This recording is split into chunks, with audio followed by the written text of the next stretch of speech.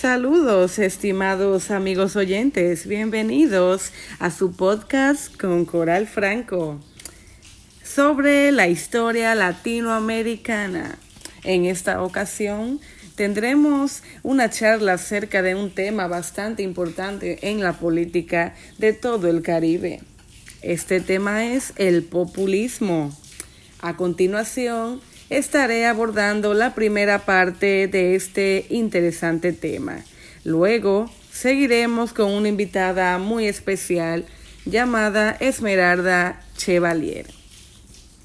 Pues bien, mis queridos, a continuación les presentaré la definición técnica de este concepto.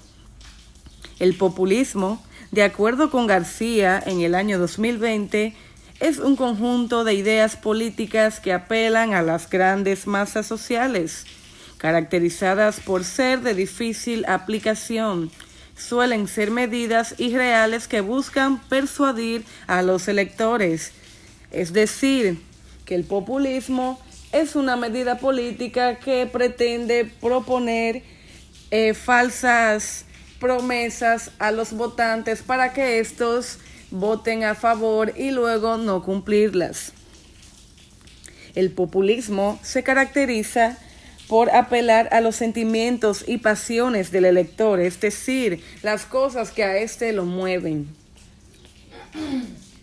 Por otra parte, deja de lado el racionalismo y propone medidas que, a pesar de encandilar a sus electores, son de dudoso cumplimiento, como les dije anteriormente.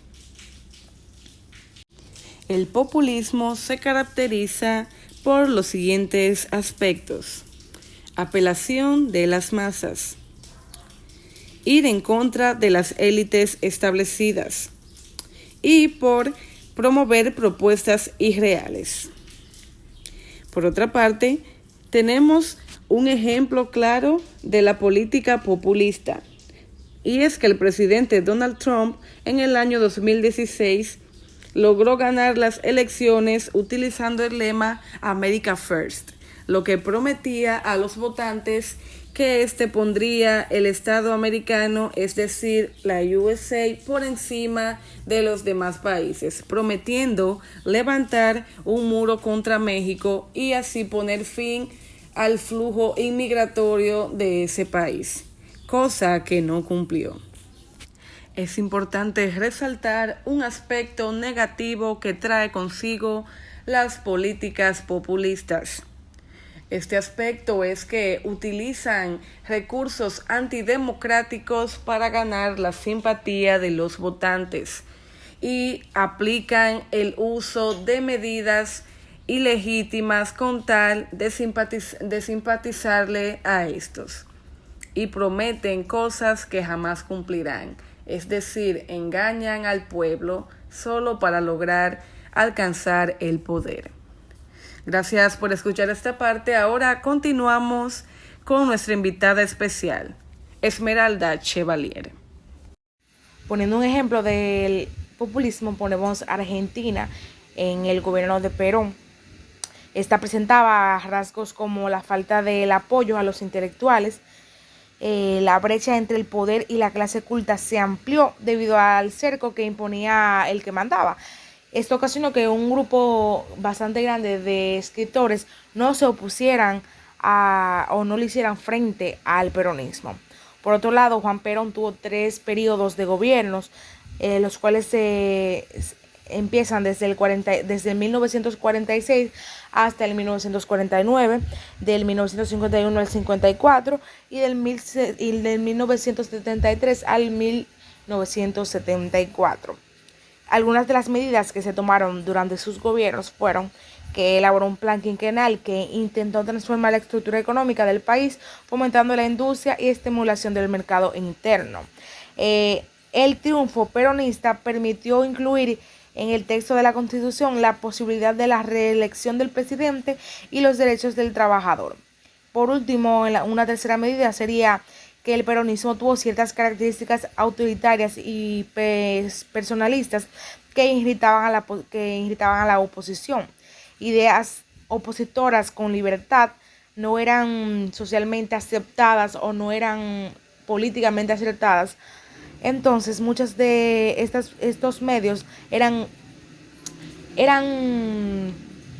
llevados por el gobierno, y los que no estaban en riesgo de ser censurados y ser clausurados. Podemos decir que el legado que dejó Perón fue que sigue siendo considerado un patriota que gobernó una Argentina con una unidad de destino de justicia libre y soberana. Hablando por otro lado de Eva Perón, podemos decir que fue una argentina, hija ilegítima de Juan Duarte y Juana Ibarguren. Vivió probablemente en su pueblo natal hasta que a los 16 años huyó a Buenos Aires, Argentina. En la capital trabajó como actriz en pequeños locales y en la radio, y a partir del 1935 comenzó a gozar de cierta popularidad, si bien sus papeles tomaban relevancia.